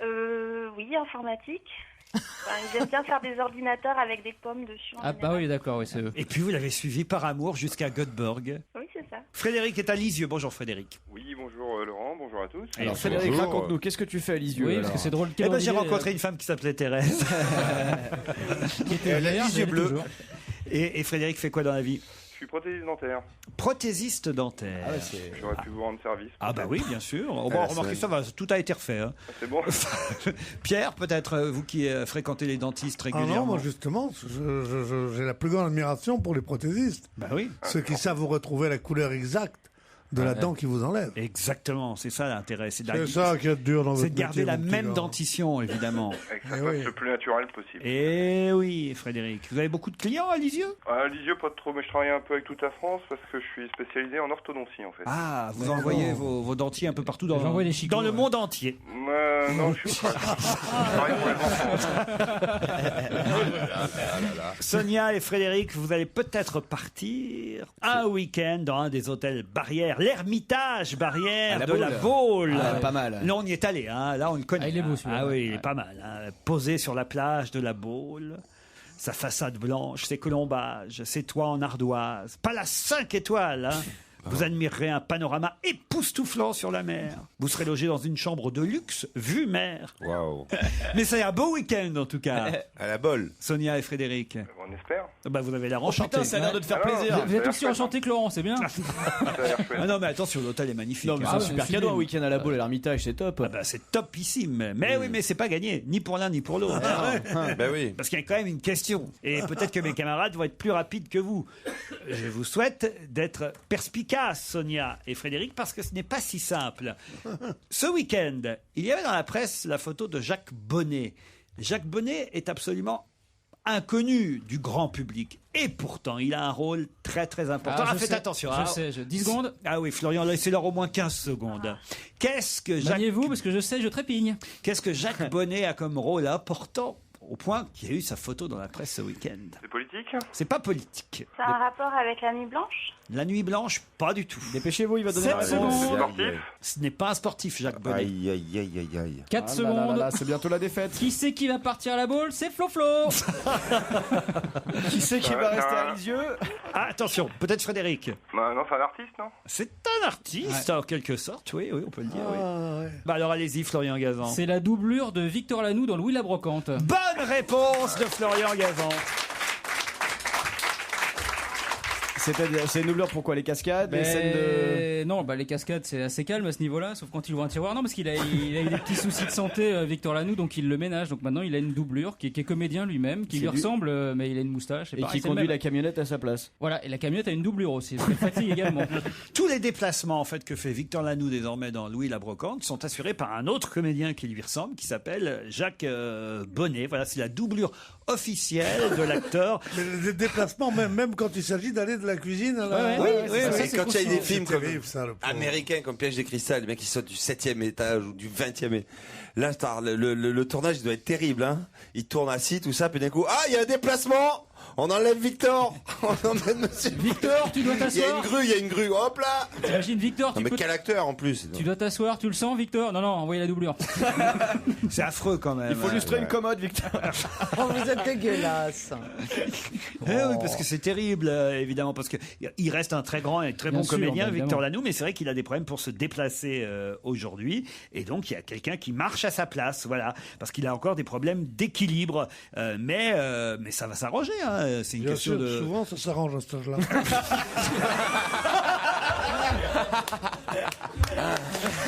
Non, écoutez, moi, je le virerais, le mec. Jacques Bonnet. Eh ben oui, parce que quand on fait ces choses-là, il faut les faire dans le secret. Ah ben oui, mais c'est pas lui qui a demandé pas à ce lui. qu'on ait un article. Tu parles. C'est vrai. Bah non. Moi, je suis body double pour beaucoup d'actrices, mais je le dis pas. J'ai une clause de confidentialité. C'est pas vrai. Qui- Ils vous ont- Body double, c'est ça Si, Anne Romanoff, je crois, tu fais, non? J'allais vous dire, ils vous ont demandé de tourner la nuit sexuelle de Susan Boyle. Qu'est-ce qui s'est passé? Je trouve pas qu'il lui ressemble tant que ça. En plus, à part la moustache et les cheveux blancs, en fait, ça fait beaucoup déjà. Bah oui, mais on aurait pu mettre n'importe quelle moustache et n'importe quel cheveu blanc. Mais ça veut dire que si on regarde bien les prochains épisodes, en fait, il marche que de dos, Victor Lanoux. C'est-à-dire de loin. Ou de loin, de très loin. On le voit toujours de loin, voilà. Ah, je le connais, Jacques Bonnet. Ouais. Il tourne. il a pas fait que ça dans sa vie. Hein. On dirait José Bové. Non, il a doublé d'Eric, il s'était rasé la moustache. Qu'est-ce qu'il a fait d'autre, Jacques Bonnet, je peux savoir, Pierre? Jacques Bonnet, il a joué. Elle a intérêt à être bonne, hein, si tu ris avant. Attention, Pierre. Non, il rit avant pour réfléchir. Je connais, mon Pierre. C'est vraiment pas bon signe quand tu fais ça. Attends, c'est pas en vieux sage qu'on apprend à faire les grimaces. T'as gagné le temps des applaudissements en plus, là. Ok, Pierre, c'est parti. Allez, Pierre. Non, je sais pas, moi je le connais. Je le connais, c'est tout. Non, c'est vraiment. Moi, mon métier, c'est plutôt de me foutre des autres. Si on se fout de moi, je suis foutu. Hein. Je vous assure, peut-être que j'ai atteint mon principe de Peter, là, mon niveau d'incompétence. À propos, tenez, si vous voulez une bonne information. Oui. Vous savez à quel point je suis critique sur ce que je vois à la télévision. Au revoir, hein, Sonia et Frédéric. Oui. Au revoir. Par ailleurs. Vous savez à quel point je déteste les comiques femmes. Oui. Je trouve ça toujours un peu vulgaire et Ouais, tout ça. ouais. Et ça me gêne. Et j'aime pas les humoristes et surtout pas les femmes humoristes. Ce week-end, Oui. j'ai vu quelqu'un Oui. à côté de qui toutes les femmes humoristes sont des monstres de charme, de délicatesse, à côté desquels Bigard semble un frisson Qui ça va être sur de la mousse. C'est une gonzesse qui raconte qu'elle s'est fait épiler et qui arrive sur scène, les jambes écartées. Comment elle s'appelle déjà? Je crois qu'elle s'appelle Perret ou quelque chose comme ça. Buffet, non c'est pas Buffet? Buffet. Elisabeth Buffet. Ah non, mais c'est quelque chose. Mais il faut la mettre en prison. Non, mais c'est pas possible. Elle fait un numéro. Et la télévision monte ça, plein cadre. Moi, j'ai un très grand poste. Moi, j'ai beaucoup de pognon. Vous êtes riche, J'ai oui. très grand truc comme ça. Beaucoup Et d'argent. elle est comme ça. Et elle va. Mais je t'assure, j'avais honte, non pas d'être humoriste, non pas d'être Une femme. d'être une femme, non pas d'être français. J'avais honte de faire partie du genre humain quand j'ai vu ça. Mais Ah non, parce qu'elle- elle a beaucoup de succès, Elisabeth Buffet. Elle est produite. Alors, elle a beaucoup de succès. Et alors Elle est produite par Et Hitler aussi avait beaucoup de succès. Elle est produite par Juste pour rire. Par Juste pour rire une fois. Non mais alors, c'est vrai que c'est Canadien, ça n'a rien à voir. Non, Juste pour rire. Elle maîtrise c'est des correct. accents comme personne. hein. Ouais, c'est ça. Mais dans quoi vous avez vu Elisabeth Buffet? Je crois que c'était quelque chose pour rire, une émission. La soirée contre le racisme, non, peut-être, c'est ça? Quoi La soirée contre le racisme sur Samedi France 2. Oui, soir. c'est ça, oui. Par l'inénarrable Boujna. Il est drôle, ça. lui. hein.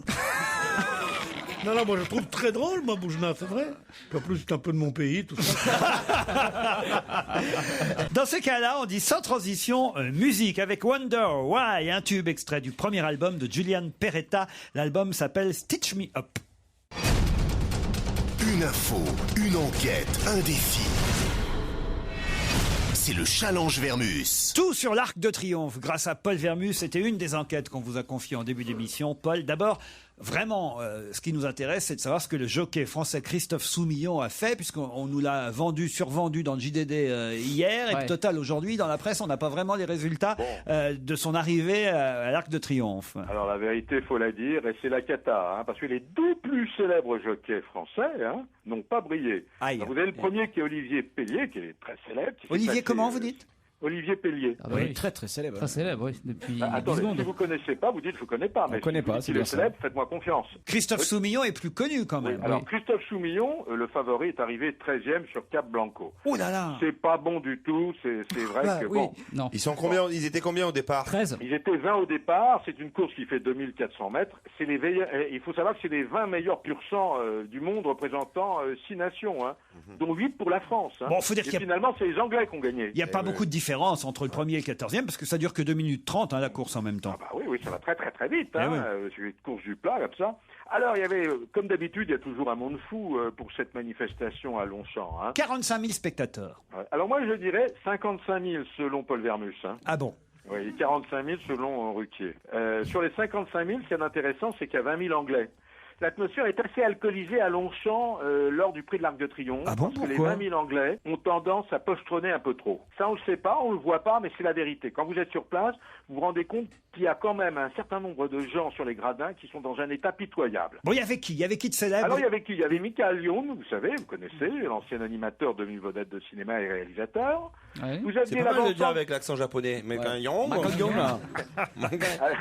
Il y avait Michel Owen, l'avant-centre de Manchester. Michael Owen. Michel Owen, Manchester. Je dis à la française, il faut savoir, la française, la japonaise, qu'est-ce que vous voulez? Bah, comme ça se prononce. Michael Owen. Bon, écoute, déjà le petit, je t'avais fait des remarques tout à l'heure, faut pas recommencer, hein, parce que sinon je t'attends à la sortie. Bon, à part Michael Owen et Michael Michael Owen qui a monté une écurie, Laurence, l'avant-centre de Manchester. Ah Vous oui savez, bien sûr, la famille Wildenstein, quel succès à l'Arc de Triomphe. Hein. Et est-ce que Hervé Morin, par exemple, ou François Bien sûr Bayrou qu'Hervé Morin était là. Vous avez, attendez, l'émir du Qatar et sa famille, ça faisait du monde. Les Rothschild, bien sûr. Alors vous avez le ministre de la Défense, Hervé Morin, qui bien sûr est là. Alors vous aviez des gens, on se demandait ce qu'ils faisaient là. Vous aviez Shirley Dino. Ah oui. Ouais, vous aviez Brahim Asloum. Bon, bah, qu'est-ce qu'il fait là? Si, il adore le lippisme, Brahim. C'est grand spécialiste du pronostic. Alors vous aviez, ça me paraît logique, Michel Denisot, hein, qui est un spécialiste. Ah oui. Ouais. Vous aviez Jean Rochefort, hein, vous aviez Luis Fernandez.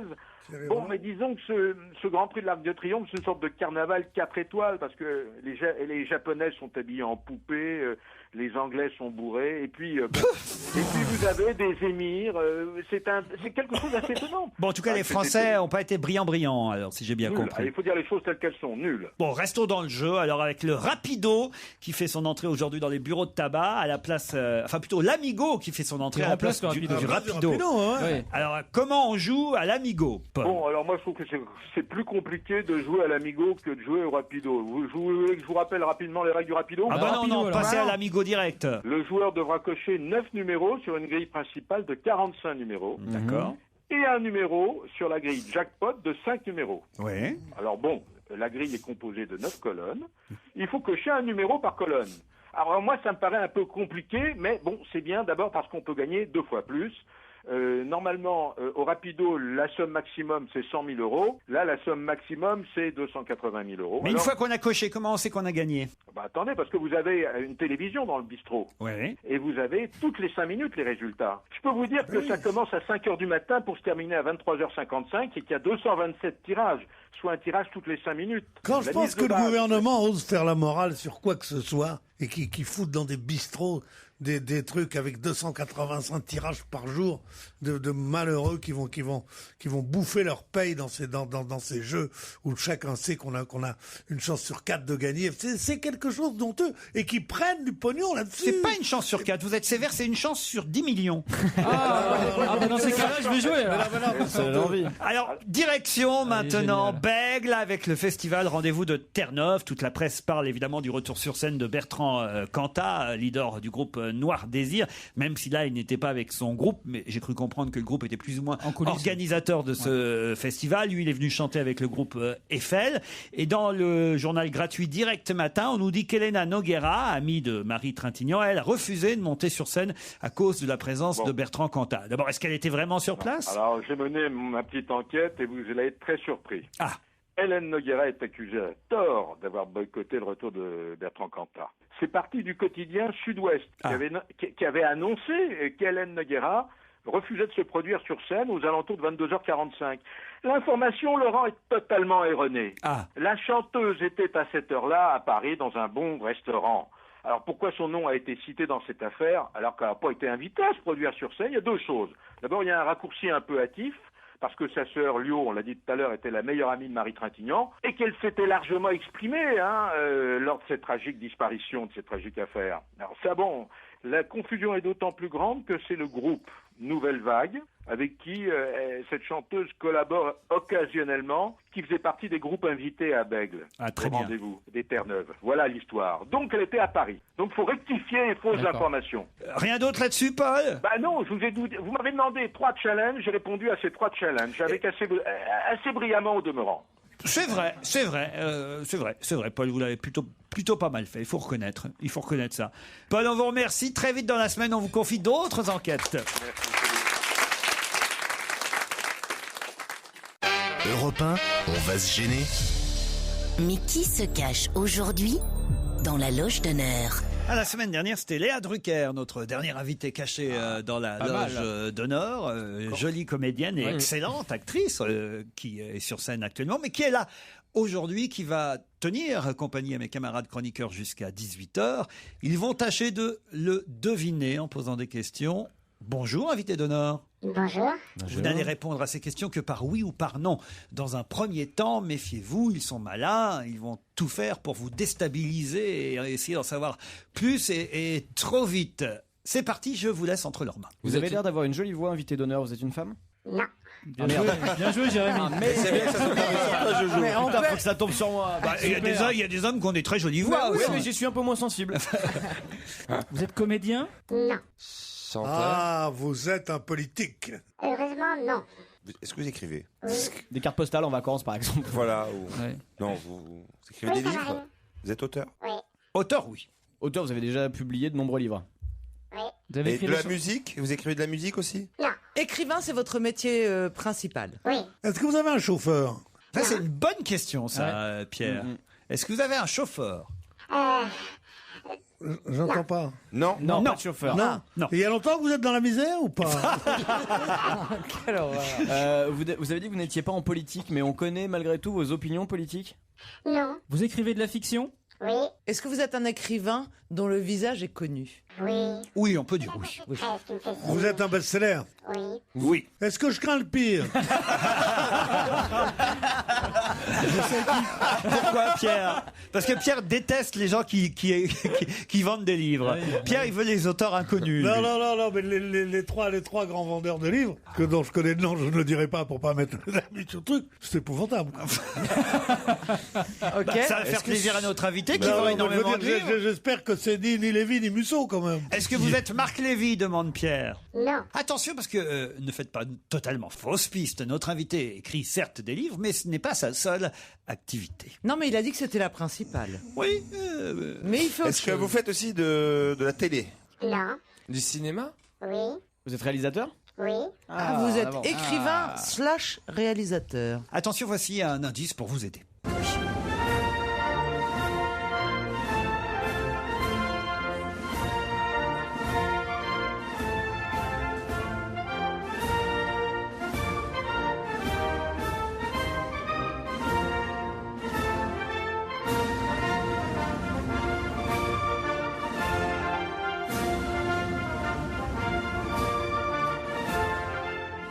Vous vous êtes levé pendant cet hymne? Oui. Oui, dit-il. J'ai trouvé. C'est l'hymne de votre pays? J'ai 2 pays. Vous avez 2 pays, dont celui dont on vient d'entendre... L'hymne. Jérémy Michalak dit avoir trouvé. Je suis assez surpris. Uniquement avec l'hymne? Ouais, vous écrivez aussi des pièces de théâtre? Oui. Oh, bravo Jérémy Michalak. C'est l'hymne polonais ou quoi? Non, c'est pas l'hymne polonais. C'est l'hymne espagnol? L'hymne espagnol, non. Est-ce que vous aimez les animaux? Oui. Et tu penses à qui là? Tout le monde aime les animaux. Non, mais est-ce que vous aimez les... Pierre Bénichou n'aime pas. Faut dire que Pierre Bénichou n'aime rien. J'en ai rien à branler des animaux. Ah, quelle horreur. On a mis des millions d'années à plus être des animaux, pas pour Oui, mais on l'est à la base. Ok, je vais plus précisément. Est-ce que vous aimez les petits animaux? Oui. Vous aimez les morpions? Il préfère rapido. On va faire l'amigo. Alors attention, parce que Caroline Diamant semble sur une piste. Je ne vois pas vraiment laquelle, mais peut-être je vais mieux comprendre tout à l'heure. Est-ce que cet indice va vous confirmer, et Jérémy et Caroline, dans votre idée? Ils sont 2 pour l'instant, je crois, à avoir trouvé l'identité de notre invité. La vie joue pas toujours la même mélodie. Promesse d'amour doit être harmonie dans les yeux d'Alain Delon. On dit que Romy était jeune et jolie, mais l'on doit être encore plus jolie dans les yeux d'Alain Delon. Cette chanson, dans les yeux d'Alain Delon, semble avoir confirmé Jérémy Michalak dans son idée. Vous aussi, Caroline? Pas du tout, non. Alors je vous laisse réfléchir et on se retrouve dans un instant.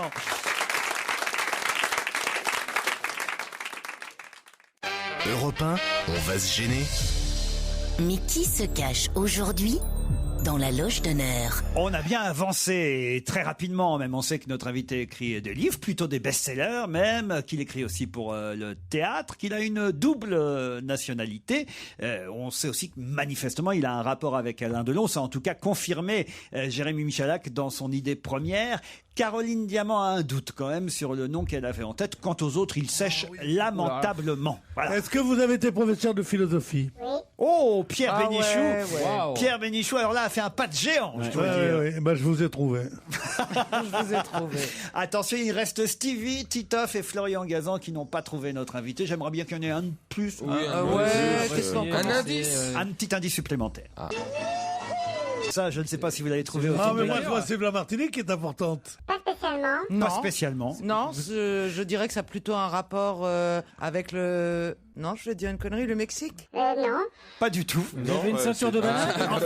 En fait, je suis pas certain que Caroline ait trouvé une Si, je identité. peux pas ne pas avoir trouvé. Alors, vérifiez, puis on verra si vous avez trouvé ou pas. Est-ce que vos écrits, vos écrits, vos films et votre torse sont connus?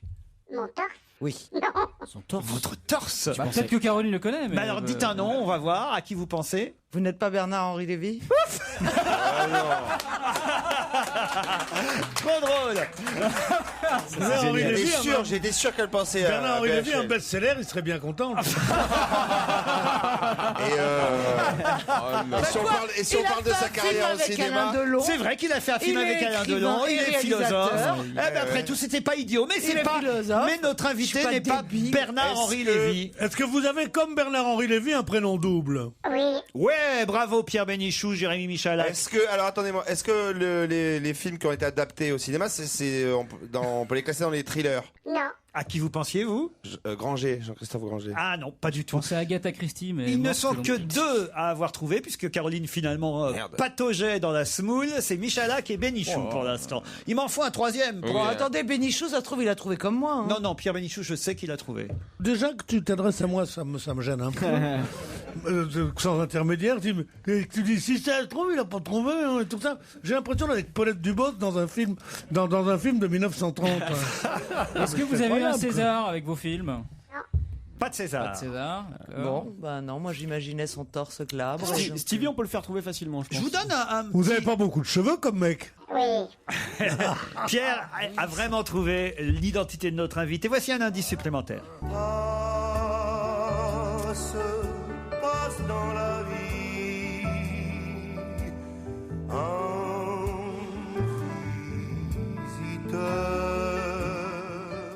Un visiteur. Est-ce que c'est un indice supplémentaire qui vous aide, Stevie? Non, mais je suis dans la semoule aussi. Vous avez moi. écrit Les Visiteurs? Même pas, je suis dans le riolet là.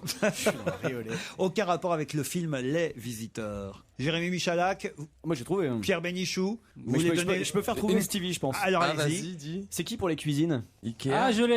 Ah, C'est ouais. bon, je l'ai là. C'est bon. Igena. Il est con ou quoi? Il fait Non, la pub à longueur d'année et là on lui pose des questions, il a pas la réponse. Pour les cuisines. Pour les cuisines, c'est qui? Eh ben oui. Bah, c'est Schmitt. C'est Schmitt. Putain, ça y est, il a trouvé! Eh ben oui, voilà. Alors notre invité c'est Eric Emmanuel Schmitt! Eric Emmanuel Schmitt, évidemment.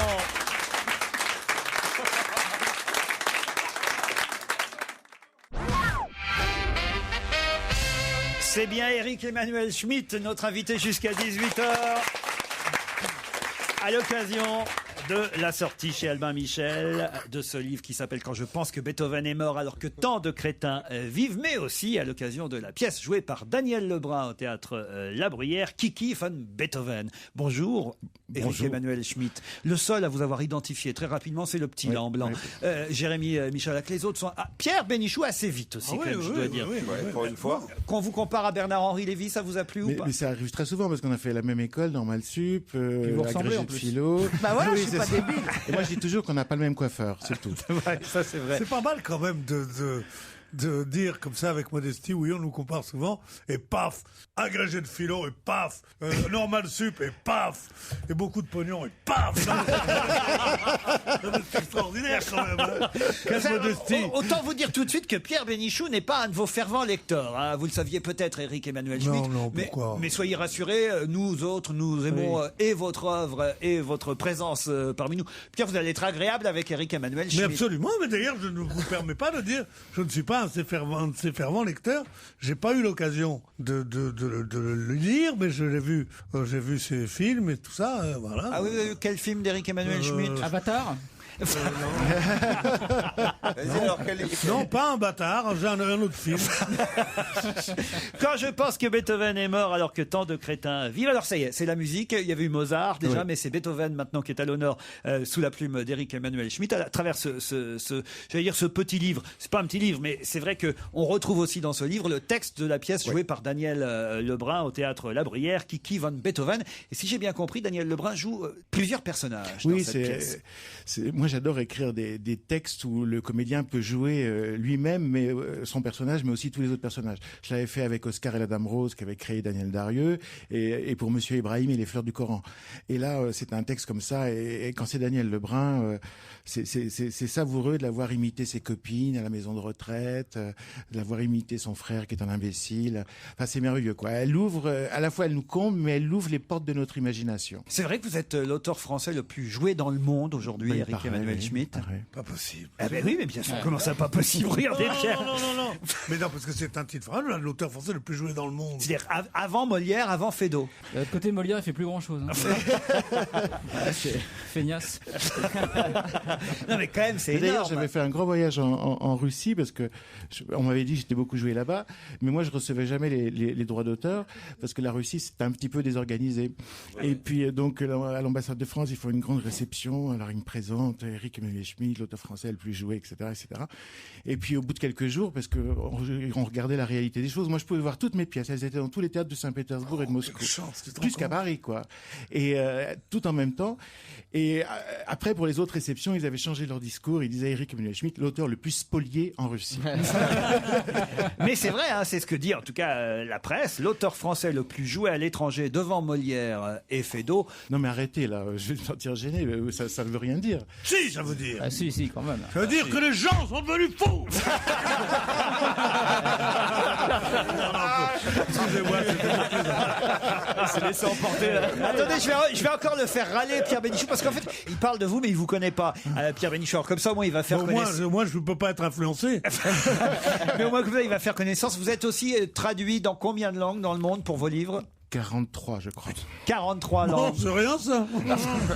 Le mec, le jaloux qui essaie une autre truc. 43 Et il a même pas de chauffeur en plus. Ouais. Hein. Alors oui, à la question, vous n'avez pas de chauffeur. Vous avez hésité? Oui, parce que en fait, je ne sais pas conduire. J'ai jamais passé mon permis. Ah donc vous prenez les taxis. Voilà, c'est ça. Vous avez un abonnement pour les taxis? Exactement.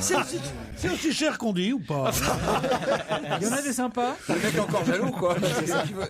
Quand je pense que Beethoven est mort alors que tant de crétins vivent, je vais vous dire pourquoi on rigole. C'est parce que l'autre jour, j'ai posé une question vous concernant et je dis qui a écrit un livre s'intitulant Quand je pense que Beethoven est mort alors que tant de crétins vivent, et quelqu'un a très vite trouvé qu'il s'agissait de vous, Éric Emmanuel Schmitt. Et là, Pierre Bénichou a dit ouais, ça c'est pas une phrase nouvelle, cette phrase-là elle existe depuis je sais pas combien de temps. Alors, il râlait contre vous. Alors, moi, dans le livre, c'est une phrase de mon professeur de piano, parce que c'était un récit à la première personne, où effectivement, quand on avait 15 ans, on avait déchiffré ensemble des ouvertures de Beethoven à 4 mains, et à la fin, on était tellement émus, tellement bouleversés qu'on savait plus quoi dire.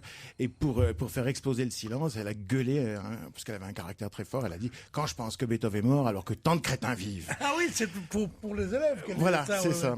Moi, j'ai écrit une phrase dans le même genre, beaucoup plus drôle. dans mon prochain traduite en une langue. Un film, il dit quand je pense que Mozart est mort dans la misère, alors qu'André Rieu vient d'acheter son 4e château. Pas mal. Oui, bah c'est à peu près pareil. Non, mais c'est beaucoup mieux. Éric Emmanuel Schmitt, on reparle avec vous dans un instant de la pièce, parce que ça m'intéresse, jouée par Daniel Lebrun au théâtre La Bruyère, après une pause.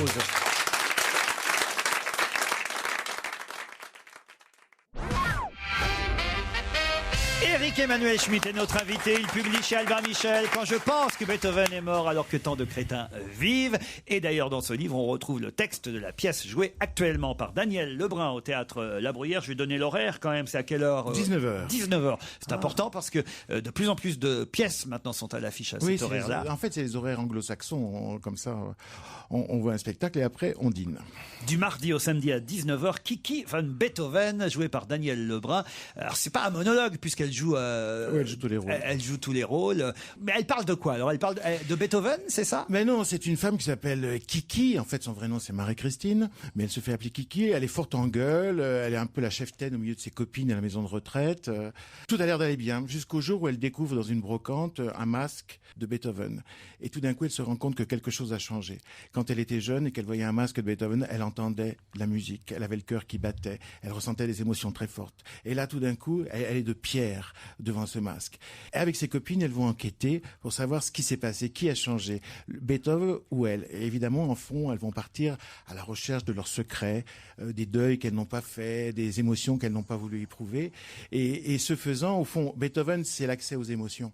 Elles retrouvent l'accès à leurs propres émotions et elles guérissent. Enfin, celles qui peuvent guérir vont guérir. Alors, vous tentez de traduire par écrit ces émotions aussi dans ce livre, justement ce livre, accompagné d'un CD. Alors, on peut en même temps écouter Beethoven tout en vous lisant. C'est une idée formidable de donner en même temps à lire et à entendre. Beethoven, c'est une vie triste pour vous, la vie de Beethoven? C'est une vie triste couronnée par la joie. C'est ça qui est très étrange. C'est-à-dire, cet homme a tout contre lui, une famille horrible au départ, une enfance, vraiment, il est battu pour devenir musicien. Ensuite, à 28 ans, il devient sourd. Ça l'éloigne de toutes ses amies. Il renonce aux femmes parce qu'il veut pas imposer aux femmes dont il est amoureux la présence d'un infirme. Donc il s'isole, il peut plus communiquer. Et puis, et finalement, cet homme-là, avec cette vie épouvantable, qu'est-ce qui compose à la fin de sa vie? Un hymne à la joie. Pour nous dire, ce qui est important, c'est de profiter de ce qui est, c'est d'accueillir ce qu'on a, c'est pas de se mettre en rapport avec ce qui nous manque, mais d'être toujours dans les bras ouverts, je dirais.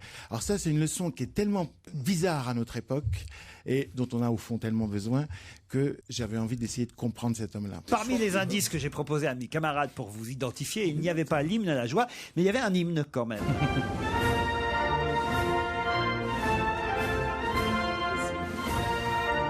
C'est ce qui vous a mis sur la piste. C'est l'hymne belge. Voilà, l'hymne belge, parce que vous êtes naturalisé belge. J'ai les deux nationalités, oui, parce que j'ai refait ma vie là-bas. Donc vous êtes franco-belge. Voilà. Ou peut-être bientôt franco-français. Oui, je pense, oui, que c'est... Enfin, ça va mal. J'ai l'impression que j'ai peut-être... C'est une personne d'origine wallonne ou flamande? Wallonne. Alors là, c'est plus près de nous. L'autre indice, le suivant. La vie joue pas toujours la même mélodie. Promesse d'amour doit être harmonie dans les yeux d'Alain Delon. Alain Delon, c'était pour Variation énigmatique, évidemment. C'est vous qui l'avez fait remonter sur scène au théâtre, quand même. Ah bah ça, si c'est moi, je suis très fier. Bah, il me semble. Là, il était amoureux de ce rôle. Ça faisait 20 ans qu'il n'avait pas joué sur scène, je crois. Oui, depuis qu'il avait été dirigé par Visconti, avec Romy Schneider, pour Dommage qu'elle soit une putain. Et qui était la partenaire de Delon dans C'est pas Mireille Darc, non? C'était Francis Huster. Alors, elle-même? Qui est con. Dans Variation énigmatique, c'était deux hommes. Il y a eu Stéphane Fraisse, d'ailleurs, je crois. Et après, la reprise, ça a été Stéphane Fraisse. Voilà. Autre indice. Ça, c'était tout simplement un extrait d'Odette Tout le Monde. Voilà, il faut mettre Catherine Fro derrière cette voix, puisque chaque fois que Odette est seule et est heureuse, la joie remonte en elle, et sa joie, c'est Joséphine Baker. Ça a été un super film. Gros succès, Odette Tout le Monde avec Catherine Fro. Il faut dire que là aussi, c'est une comédienne formidable. Bah, c'est ça, elle a la poésie, elle a la légèreté. Elle peut jouer un rôle de nunuche, mais elle rend la nunuche poétique. Et Dupontel, il était comment sur ce film? D'ailleurs, ils sont beaucoup aimés, puisqu'ils ont retourné après. C'est vrai, avec moins de succès alors. Oui, mais non, lui, on m'avait dit qu'il était impossible, qu'il était difficile. Voilà, c'est la réputation qu'il a. Et alors moi, j'ai eu un agneau, on parlait, moi, il me rencardait sur le cinéma, moi je le rencardais sur l'écriture. On a passé notre temps fallait nous appeler sur le plateau en fait, pour tourner. Quand je pense que Beethoven est mort, alors que Dupontel est toujours... Qu'est-ce que je raconte? Alors que tant de crétins vivent, c'est chez Albin Michel, le dernier livre d'Éric Emmanuel Schmitt. Et vous pouvez aller applaudir Daniel Lebrun au La Bruyère à 19h du mardi au samedi dans Kiki van Beethoven, la nouvelle comédie d'Éric Emmanuel Schmitt qui était notre invité d'honneur. Merci. Merci. À demain, 15h30. Je vous laisse en compagnie de Nicolas Demorand.